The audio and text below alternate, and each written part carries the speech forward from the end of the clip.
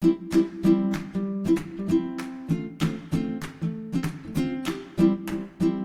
friends, and welcome back to Leading the Early Years for the Future. I'm your host, Amie Fabry, and today I would love to introduce you to Cath Fitzhardinge. Cath is an occupational therapist, a nature space consultant, and a nature play advocate. Thank you for the amazing work you do, Cath, and thank you for joining me today. Thanks, Amie. It's nice to see you and nice to talk to you today. I've been listening to your episodes and loving what you're doing. So thanks for having me. Oh, my pleasure. Now, Cath, the first question, which you might be familiar with, that I ask all of the guests on the podcast is, do you have a hidden talent or something that might light you up beyond the work that you do? Yeah, I have thought about it. Yeah. And I guess in terms of a hidden talent that I kind of work to make it happen, although a lot of people think it's hidden, is remembering children's names and remembering people's names. And that's something that I inherited from my dad, who was a school principal, and he knew everybody's names. And I also really appreciate it when people remember my name or children remember my name. I just think it's something really strong and connecting about that. So that's something that I would say people tell me that have a crazy ability to remember names. And on the flip side, something that lights me up is I was just thinking just jumping off a jetty, jumping into water. That is so beautiful. And, you know, great connections to the work you do as well, which I love. But the name thing is so important, isn't it? And I must admit, when I was an educator, I had a really good memory for people's names. Like I would learn all the children in my class within a day, all their parents sort of the next day. But as I'm not doing that anymore, I actually have found my ability to remember names has waned a little bit. So it takes a bit more effort on my behalf. But I totally agree with you. Like when someone remembers your name and uses your name, it is such a beautiful way to connect with people and to feel noticed. So that is a remarkable skill. Yes. I love that. And, you know, who doesn't love jumping off a jetty? So exhilarating. And the fresh water, like so beautiful, which is a nice segue really into asking you about the work that you do. Can you tell us about the work that you do, Cath? Yeah, sure. Look, so I'm an occupational therapist. I've been working in lots of different clinical areas across the state of Western Australia and in the UK over the last 20 years, lots of different areas. And I guess probably a better way of introducing what I'm doing now, because it's a bit of a, trying to draw a bit of a link, is the way that I grew up, really. So if I go back to my childhood, I grew up, my dad was my school principal in small country towns. So the schoolyard was my backyard, really, as well as the beach and the bush. So I was very lucky there. And I guess as a child, really always playing outdoors and engaging with friends and being outside and loving that. And fast forward to my study as an occupational therapist, you know, obviously we learn a lot about child development, and part of our work is really working with children if you're working in that field, which I have done, and really advocating for their ability to thrive in whatever way, shape or form it is. So whether it's through accessibility, being able to access spaces for play, but also in schools and looking at those sorts of things as well, and really supporting them to thrive. But yeah, as I've kind of worked in different areas, I've always advocated for people to be outdoors. So whether it is children or adults in mental health or older adults as well, it's really been part of my philosophy for health and well-being, is connecting to the outdoors. And I guess, that's kind of takes me to where I am today, in that I was working clinically in a very different space in hand therapy. So people who had major injuries in their hands, upper limbs, and working with them clinically to rehabilitate and incorporating outdoors where and whenever possible. But at that stage, which was about 5 years ago, tragically, I lost my beautiful mum, which was a real shock to the whole family and happened very quickly. And then sadly, a year later, my dad passed away, and I kind of cared for him over the year and watched him sadly fade away, but really connected with him in that time, because time is precious, right? And he shared lots of his insights as being a dad first and foremost, but also as a school headmaster, and really asking him lots of questions that, you know, I hadn't had the opportunity to ask before, because my children were there at that point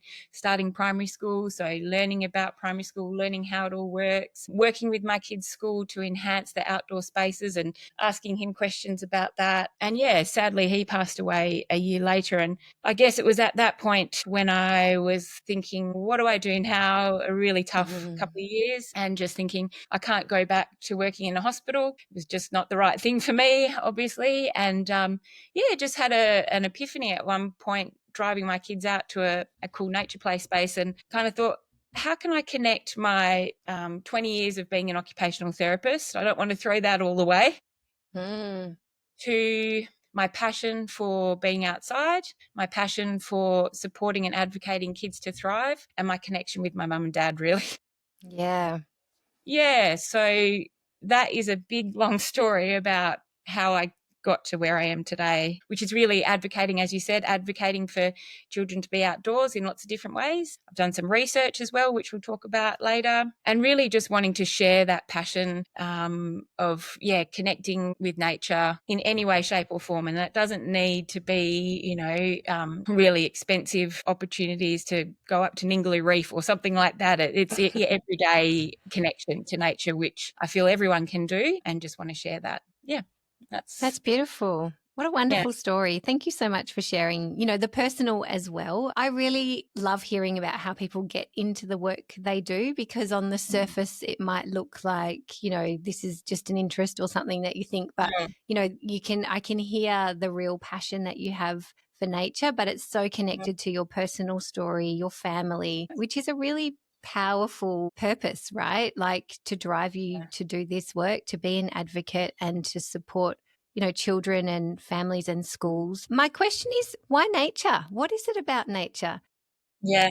That is so important for you to be doing this work and bringing that connection to nature? Yeah. I guess, again, growing up in the country, it was surrounding me. It's always with me. I always need it, and going through different life phases, with brand new kids, just going through the struggle of newborns and realizing that, just stepping outside of the house in those first couple of weeks was just so liberating and refreshing.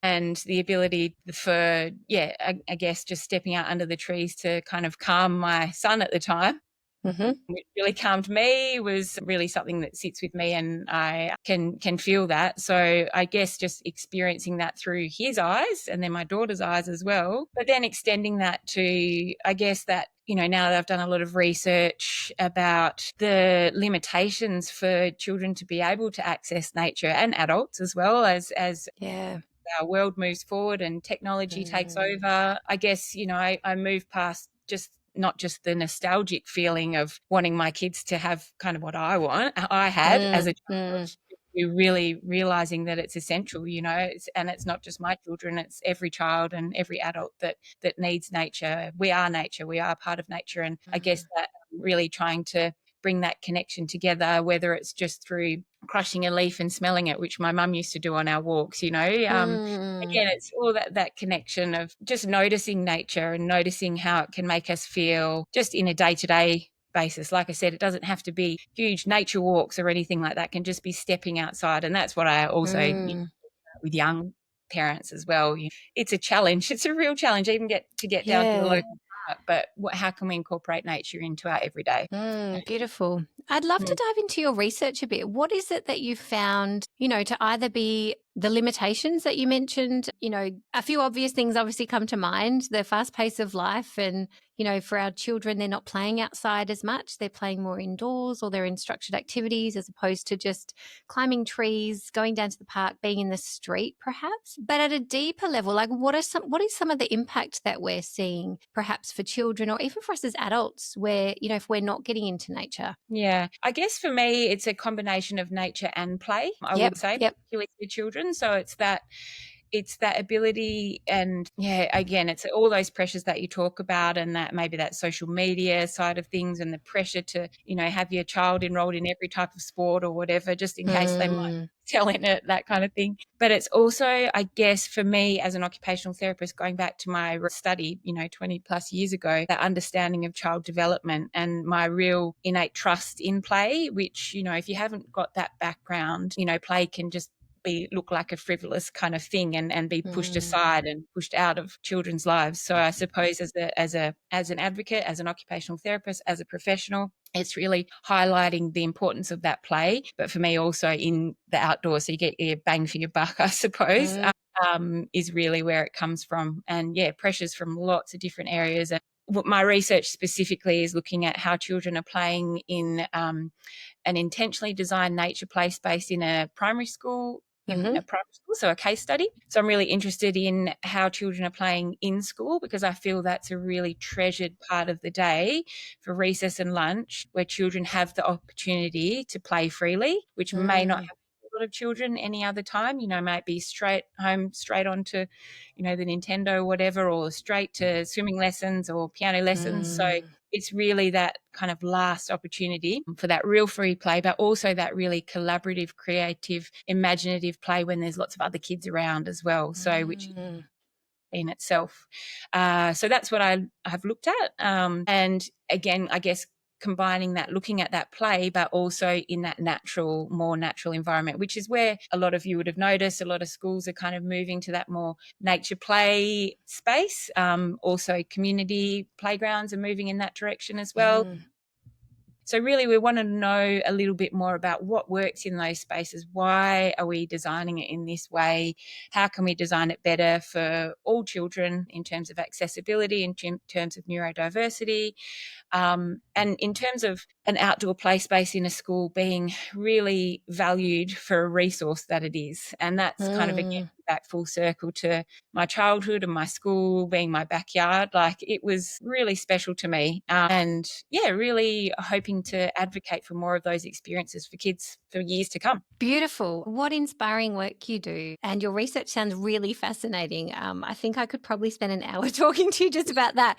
But I'm really keen to hear, Cath, particularly for educators, even parents, anyone listening who, we do talk a lot about nature-based play, nature playgrounds, and to some extent, it can feel like a bit of a new fad or a trend or a buzzword.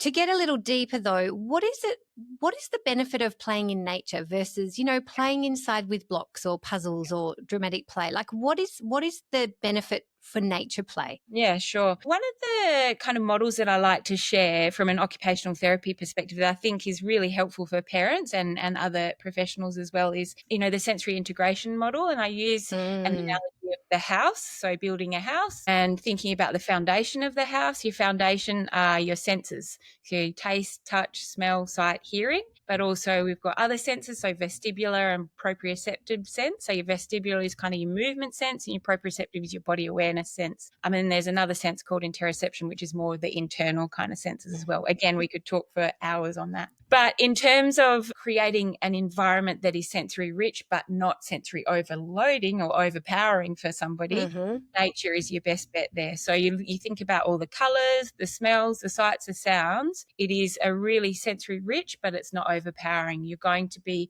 more likely, held in a kind of calm and alert state when you're outdoors than if you're inside in a noisy classroom with, shiny surfaces and chairs screeching back and forth and, like bright lights, bright, colourful posters and things everywhere, children running into you. Essentially, if you're outdoors, number one, we all know there's going to be a lot more space, right? So Yep.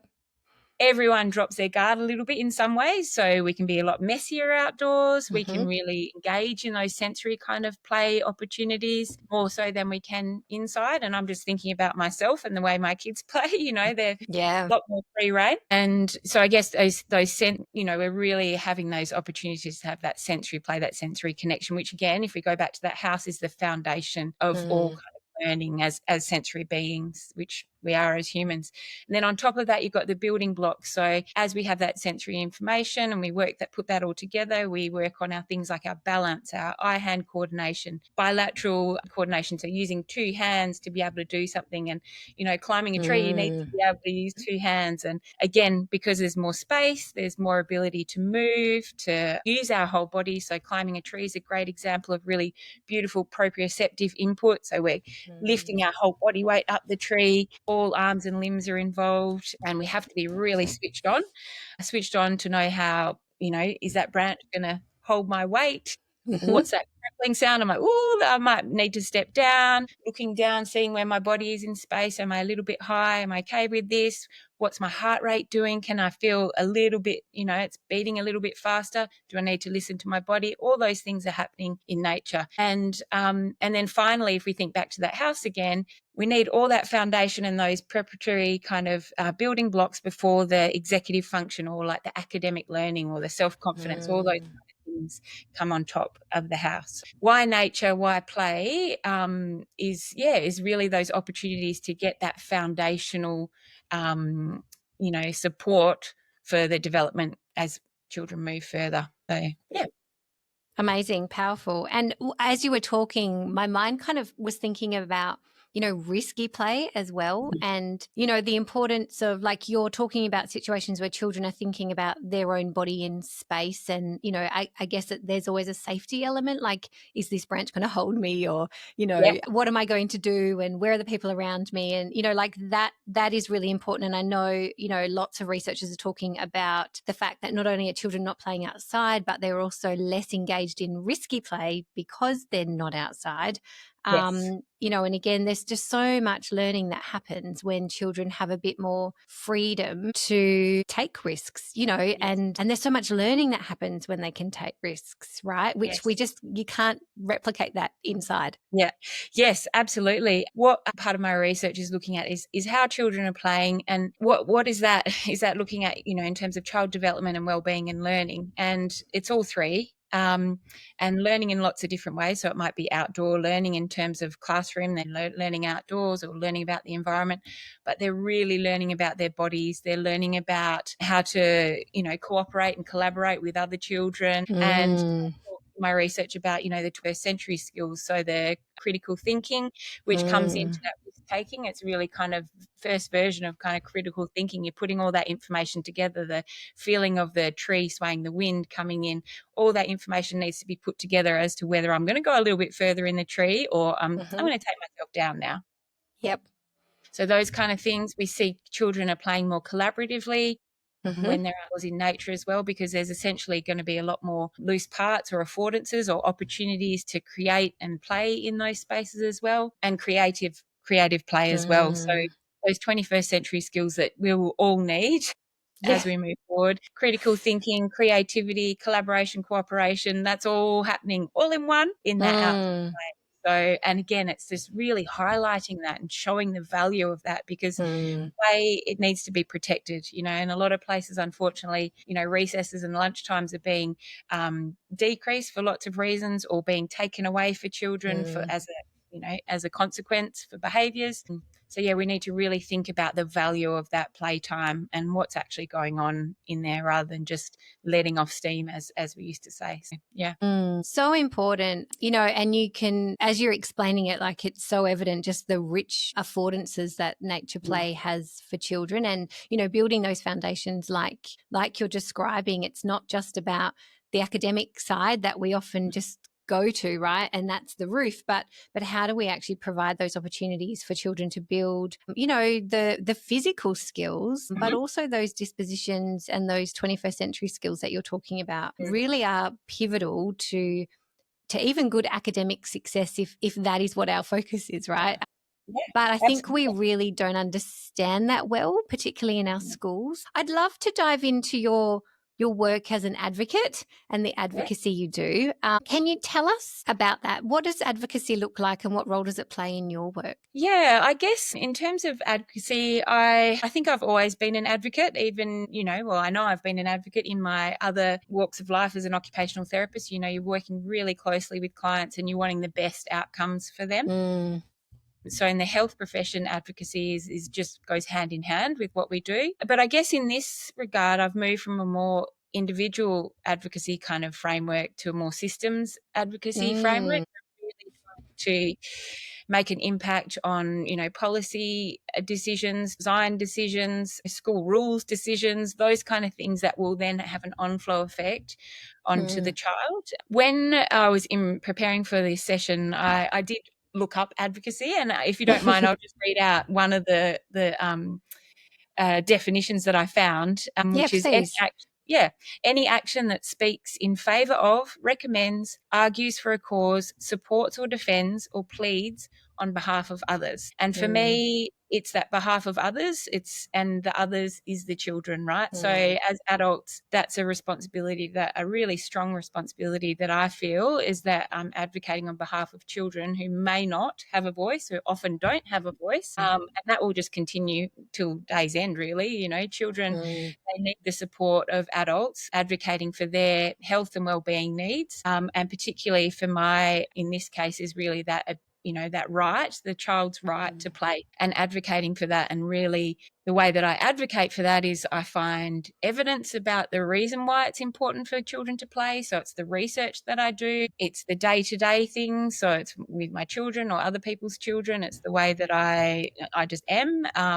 It might be community advocacy, so attending early childhood events and sharing my knowledge, and demonstrating ways that parents can connect with nature and play in really simple ways. And then even an example that I do personally, a couple of years ago, I created a little mud kitchen on our verge out the front that I can see from here. And I, just put little bits and pieces out, pots and pans. And, I get joy every day from seeing grandparents bringing little ones past, or mm. families, late at night, like 6 o'clock, 7 o'clock before bedtime, stopping past and making a cup of tea. So it goes across the board. So, yeah. That's beautiful. I love those examples, because I was actually just going to ask you, what does it look like, from a logistical sense? And I'm thinking about early childhood educators in particular who might be listening, and we often talk about advocacy, but then how do we actually do it in practice? Do you know what I mean? And you've given lots of different, I guess, methods or strategies that you're using to advocate. And it sounds like you're really trying to advocate for different audiences. Is that right? Yes, absolutely. Yeah. So that systems kind of advocacy is, again, where that research and presenting that at Mm, conferences and that kind of thing would be hopefully making an impact in that way. But, taking that example for even just on the walk to school, picking the flower and smelling it, and or with other mm, children as well, just taking those little moments. And I think, was it Lael Stone was talking about imprints maybe on one of your, yeah. again, I go back to my mum, and that's what she did for me. Like, I always remember that Yeah. on our walks, like or even, just picking the basil out of the garden to put in the salad, like, and noticing the smell, and, those kind of things. And then again, that brings me back to that sensory Mm, kind of framework that I'm embedded in as an occupational therapist. So it's the little things which I think are really important, and that everyone can do in every day. It doesn't mean doesn't have to be every time of the day, but taking those opportunities, and particularly with children, really sharing that awe and wonder with the kids. So those early mm, that are listening, like those little moments when they come up with you and they've found a little bug or whatever, those are the opportunities where you can share that awe and wonder, and they can see that you can feel that as well, and that will leave mm, an imprint in them. And that's where that connection to nature begins, mm. and also connection between you and the child as well, which is really important. Yeah, absolutely. I love that you mentioned sharing your knowledge, which I think is such a wonderful thing to do. And I think sometimes we can forget that, not everyone knows what we know. And, one of the things, I guess, one of my little mantras to remind myself to be an advocate is to, share what you know generously, and not Yeah. keep it to yourself or think that people don't care. So I love that you're sharing, with anybody and everybody, but also role modeling. That's really powerful, just to actually be role modeling, those connections to nature, whether it's with children, the mud kitchen you've got out the front of your house. Like, that's just so beautiful, Cath. Why do you think advocacy is so important? I guess in this case, again, it's who you're advocating for. And generally, if you're advocating for someone, it's somebody who maybe doesn't have the voice to be able to do that. So, it might be for refugees, or it might be, different groups of people that are in a Yeah. minority or have challenges in everyday life for whatever reasons, for accessibility, for people with disabilities. So, yeah, it's being that voice, it's being that champion for that group of people where they may not have any other option, really, and it's helping them to move forward. And I guess that's where it's important. So, and Absolutely. it's yeah, and it is kind of working in lots of different ways. And having looked into it a little bit more in terms of, definitions, it's really helped me, actually, because sometimes advocacy is a very thankless task, I guess, I have to be honest. Yeah. It's a Yeah. lot of voluntary work that we do. I'm part of a lot of committees and, even back to your P&C days as well. Mhm, mhm. You're an advocate for your child's education and health. And that's kind of where this whole journey started for me, was attending my child when he hit kindy. I really wanted to be part of the P&C, and I really was for a long time and still am. But we need that, right? Like schools need P&C, schools need parents and people that can add to, maybe their school grounds or their resources that children Mm. have available.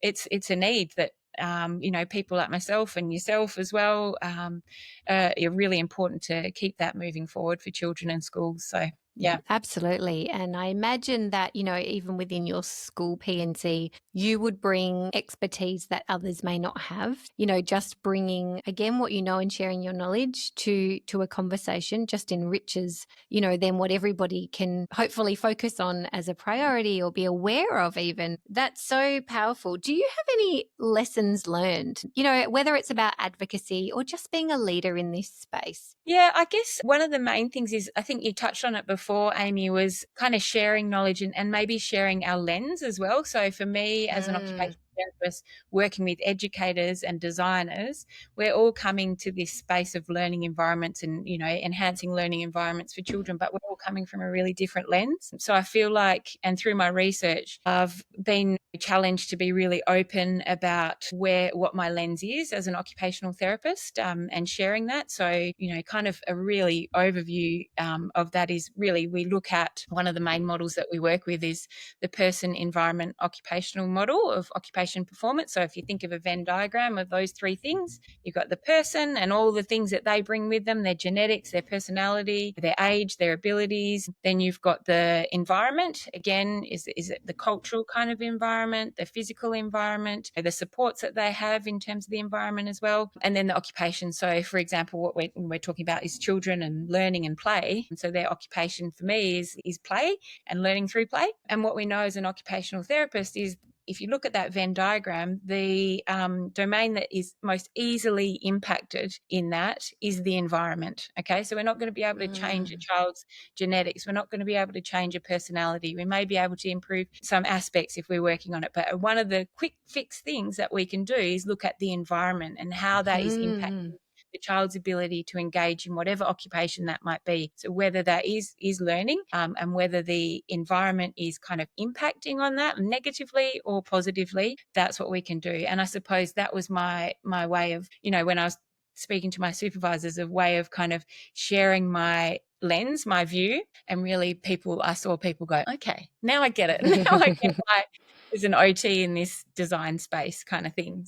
Yeah, answers the question, but it's really, maybe the tip is really just sharing our perspectives, because they are very different, but they all come together. Yeah. I love that so much. Recognizing your own lens. I think that's is really important to remember, because we are also different. And, particularly when you're advocating, you're sharing your knowledge, I think partly remembering that other people don't have the same experience, skill set, passion, knowledge that you do. But I also love that, even that model you're talking about, person, environments, occupations, you're really helping people to tap into where they can have influence. And I think often we get bogged down, particularly when we think system level, right? Oh, I can't do that because of the curriculum, and I can't do that because of a timetable. And they might be the really big things that we actually can't change. So I love that model, that you're actually helping people to connect with where they might actually be able to have some influence. And, the environment is a really powerful place to start. I think that's wonderful advice, to kind of reach people where they're at, but help them in a practical sense. And I think in early childhood in particular, we're drawing on evidence and research, but we're also drawing on theory, right? Which has such a pivotal place, when we're thinking about child development. But sometimes in the theoretical space, people get stuck, because how do we turn that? How do we translate that into practice? What does it look like? So I love that you're focused on environments, and I love that you bring the OT lens to these conversations about play.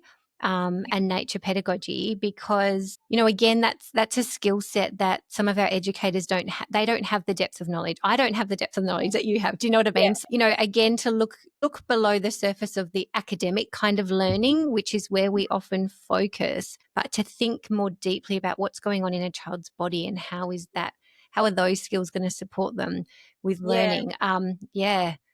Yeah, and I think, one of the challenges that I hear from educators is, and that ability to really give that play-based kind of focus is that pressure maybe from administration or parents or whatever in their ability to articulate why Mm, the children are playing, right? So I guess I'm adding that extra kind of lens onto that they can add into their vocabulary of explaining why we're letting, mm, we're encouraging the children to be outdoors more, and we're doing all this. And I really see that's where my role as an occupational therapist is really championing educators who know innately that being outdoors and having more play is the right thing mm. to do, right? But it's having that extra kind of another professional coming in from a health perspective that's really backing that up, and then they can, move forward and explain that to parents or explain that to administration.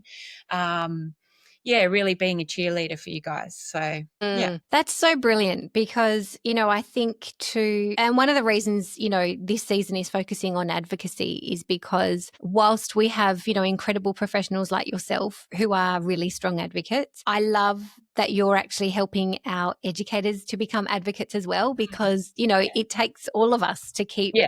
having Yeah. these conversations. And, like you said, not just from a sense of passion, and I know play is important, but here's some of the reasons why it's important to be able to Mhm. really articulate, the skills and the development and what's going on for children that, like I said, we don't see on the surface unless Yeah. you are attuned to that and you have that knowledge. That's really powerful work, Cath, and so important. It's so inspiring. You talk about this work that you're doing. Oh, Thank I you. just love it so much. It's so exciting. Advocacy is clearly very important. Have you faced any challenges though in terms of this work, or being an advocate for nature play, for play in general? Challenges would be, well, personal challenges. Again, it's a lot of voluntary work. I've done a Mm, lot of research, and I guess it's not a recognized, I wouldn't say profession. It's, you're doing a job, but it's, yeah, how can it's one of my challenges. And I would ask you as well, like, how can I do this better to support people, but mm, also be recognized in doing that? I think people as advocates, it is a passionate kind of thing, but I guess it's a leadership thing as well. If you're in that space where you are a leader, it's an add-on to what you're doing, is really mm, sharing advocacy kind of role. So I guess it is, yeah, the challenges are where you get pushback on, we need to fit so many other things in because we know we need to do this. What is the evidence? And then that challenge is, okay, right, I've got to do research. So my research has been gone for the last 2.5 years of um, really doing that. So I guess that's where my challenge would lie, is mm. finding, how do I do this work and maybe get some kind of remuneration for it. That would be nice. Does that make sense, right? Yeah, Without totally. passion, it's a reality as well. So yeah, it's hard for people. Sorry, keep going.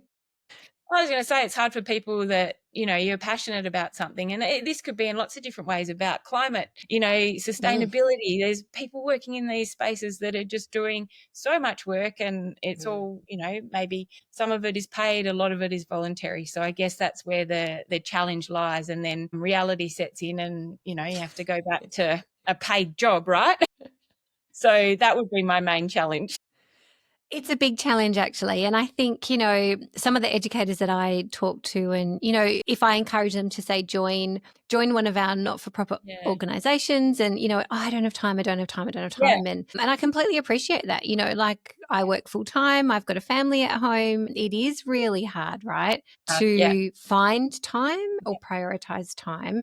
Yeah, so that's where maybe, like, those different kind of levels of advocacy. You can be an advocate and not be on any kind of committee or board. It's like your everyday is advocating for children Mm, in the space that you're in, seeing mm. that bug and showing that awe and wonder, and you're advocating for that nature connection. So it doesn't need to be volunteering on every board. And my husband would agree with that wholeheartedly.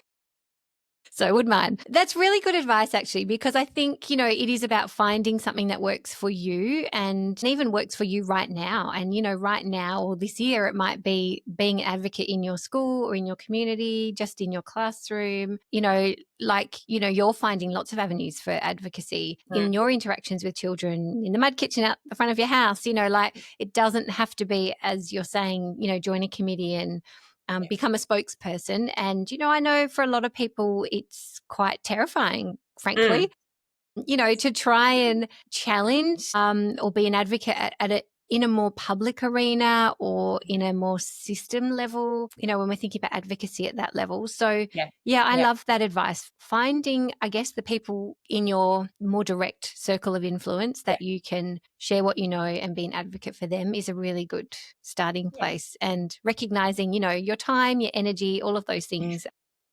We can't be all things to all people. So we do have to, focus on what's achievable, right? Absolutely. Very true. And look after yourself as well. Yeah. I think advocates are generally, well, there's self-advocacy as well. That's one of the main things. And maybe advocates aren't so great at being self-advocates. But anyway.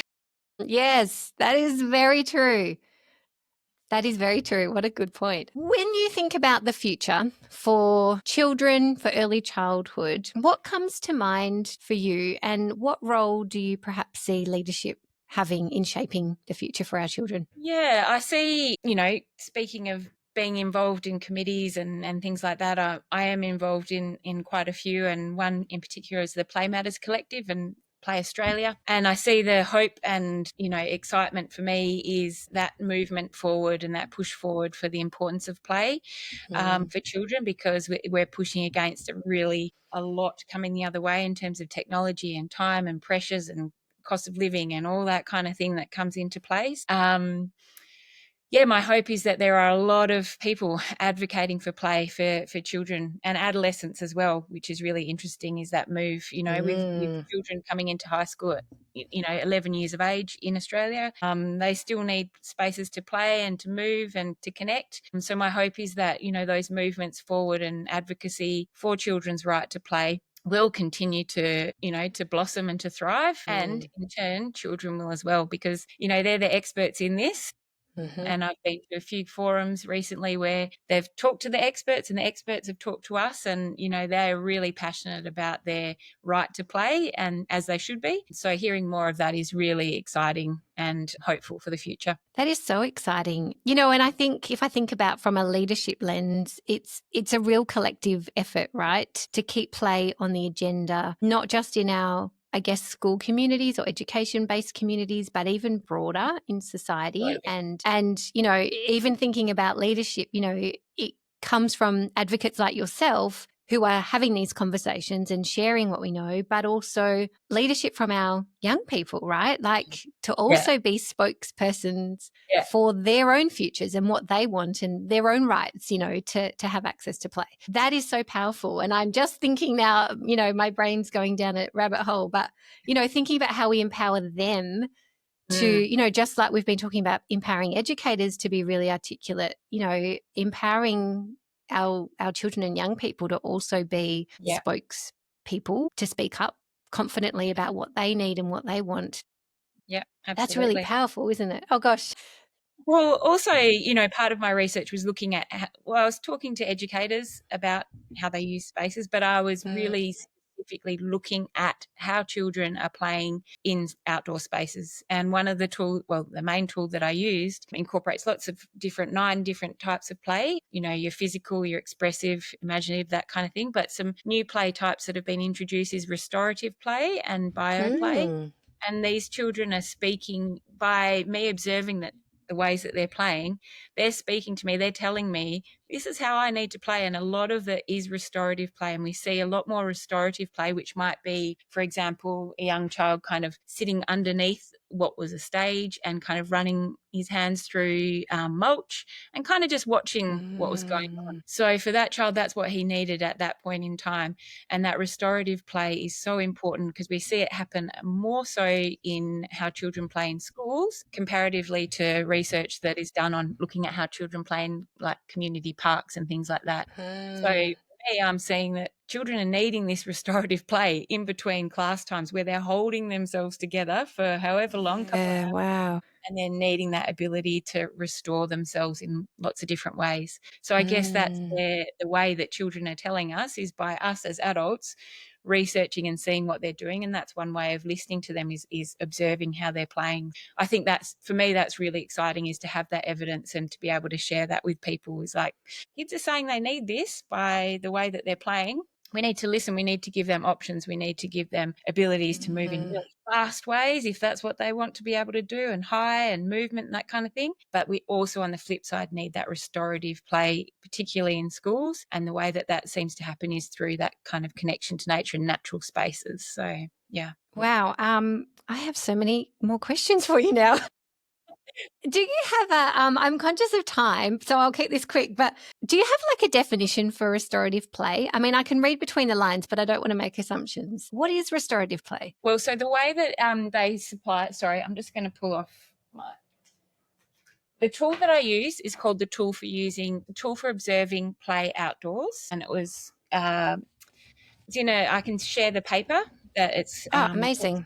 with you, and then we can put it in the notes, by Janet Loback and Adina Cox in 2020. So we've got physical, exploratory, imaginative, play with rules, expressive play, and those couple of other ones that we've added in was bioplay. So that's when you observe a child, maybe, finding an insect and going, oh, wow, look at this. Mm. Or they're showing pro-environmental behaviours like, oh, don't tread on that, we need to let that plant grow, that kind of thing. So we're Mm-hmm. seeing those kind of things through the play, and through, interaction with wildlife, like noticing a bird, or talking about that as well. And then there's the digital play, which is maybe I didn't observe any because that doesn't happen in schools, but it's where children might be engaged in using a device, so like Pokemon Go or something like that.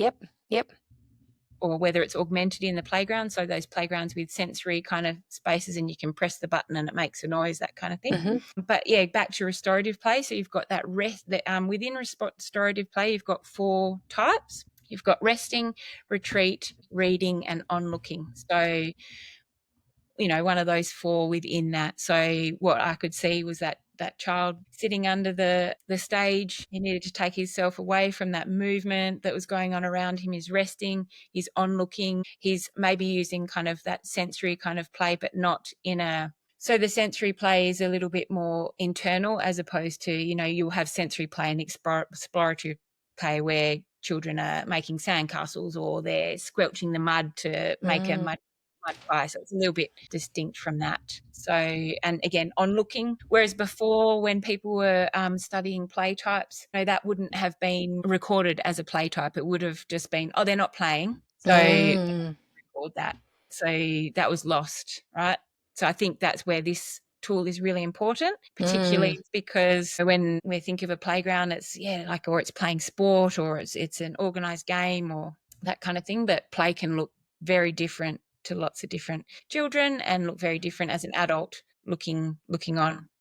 Absolutely. That is so fascinating. And where my thinking is going is particularly in kind of that rest, retreat, restorative play, which, as you said, could very easily just be overlooked as they're not engaged, as opposed to this is children who are needing rest, respite, connection to nature. And, if I think about our schools in particular, which are very fast paced places, there's a lot going on, and often quick, we're on to the next thing, stop that, do this, do that, I can see a real need for restorative play. And, we know the connections between play and wellbeing and mental health anyway.